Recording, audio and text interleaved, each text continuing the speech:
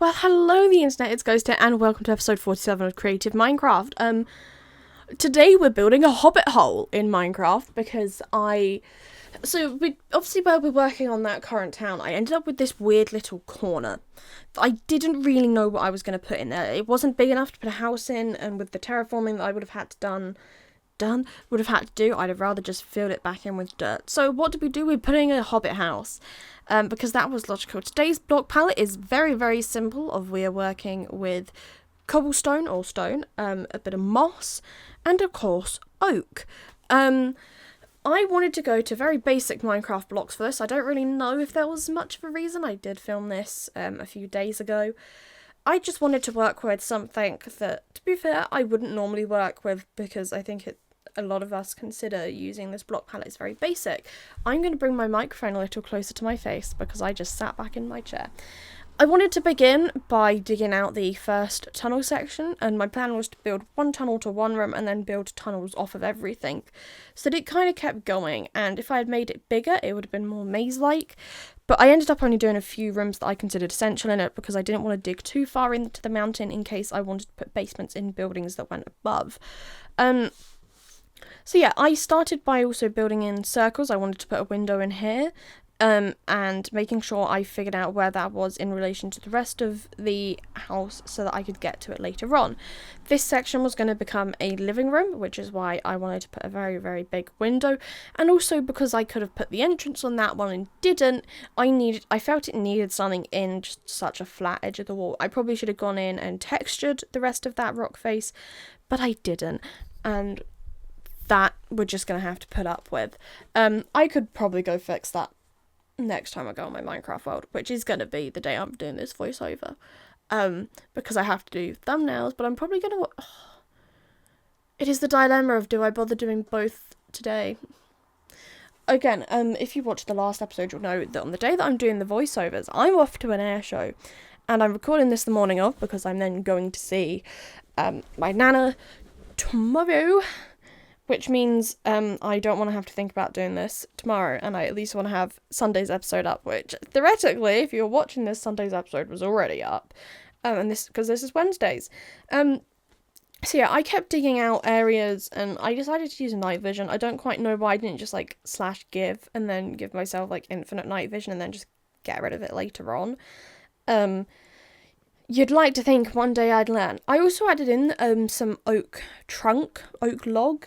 Yeah, it's oak logs, to just kind of look like beams on the ceiling. I didn't do this as much as I should have.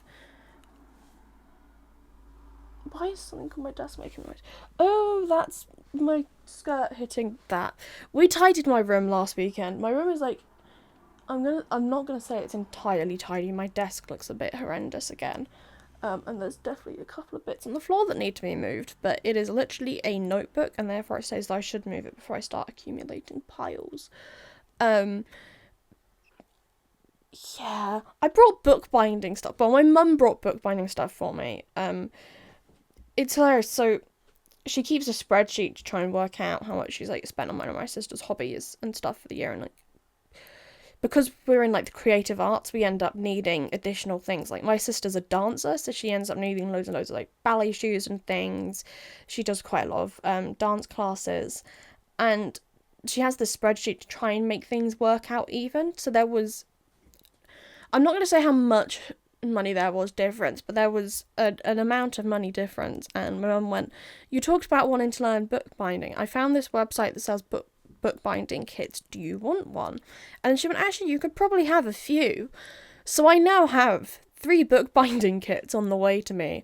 I've never done bookbinding in my life, but I think realistically, because I like sewing, I will enjoy it enough to complete all 3, even if I don't then complete any more.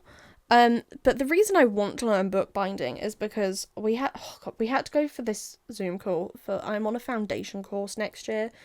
So it's a pre-university course, and it's an art one, and they're hey, please bear in mind, I did textiles at GCSE, and then I did fashion for the last 2 years of my life, so it's going to be a bit of a culture shock. I haven't been to a proper art class since like 4 years ago now, and even then that was in COVID restrictions, so they couldn't do loads and loads of stuff.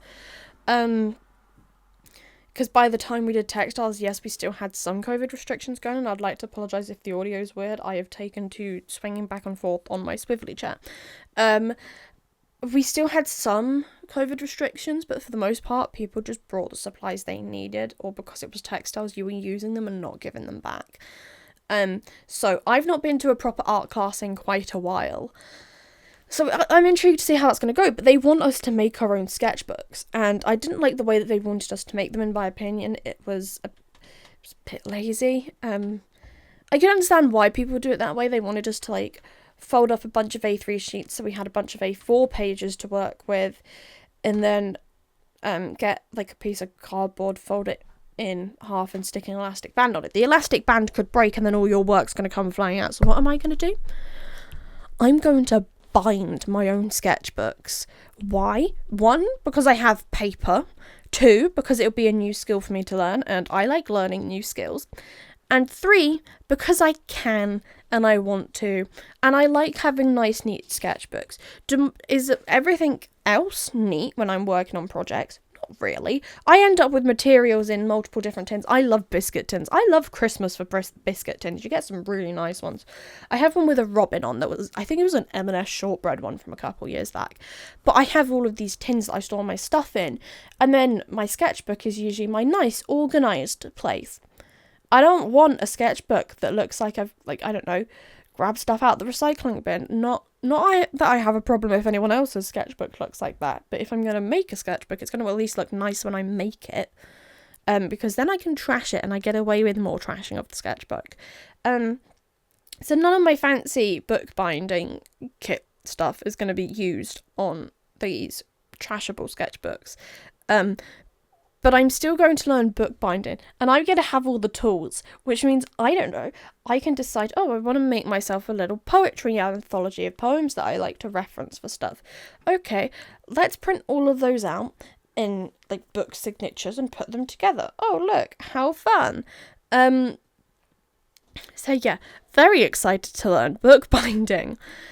Going back to the build, I went in and added a fireplace using stone brick, and decided that instead of using, I think I wanted to use bamboo as, like, the fire grate, I decided, actually, you know what? Copper works perfectly well here. I then went in and added some plant life, added in a table using scaffolding, because apparently that's my new favourite choice of a table. It does look the most table-y, to be fair. Added some candles and lit those candles so that we have some aesthetics going on and have a little bit of life added. I love having, like, I know it's not necessarily great for frame rate, but I like having a level of particles going on, because in my opinion it just adds a bit more dimension. My voice is going really weird. I hear a car outside. That can't possibly be my mum. She was taking my dog for a walk after dropping my sister off. They left an hour ago. That's not possible. My sister's teaching a dance class today. It's great. We get to hear about the little kids that she teaches and all the drama that's been going on at, like, preschool and stuff. It's highly insightful. Unless she couldn't find somewhere to park where she was going to walk. That's possibly what's happened. Anyways, I went in, added some brown carpet, added a brown bed. I decided that was the final kind of colour palette that worked. Went in and added paintings, had to switch it up a bit because it looked weird. And I realised it was a odd number of bricks wide, and therefore could not have just a 2-block painting. I, for some reason, added that weird trapdoor panelling above the bed that just looks a bit stupid, because obviously you can't carry it down, and that's the end of the video. So, goodbye the internet.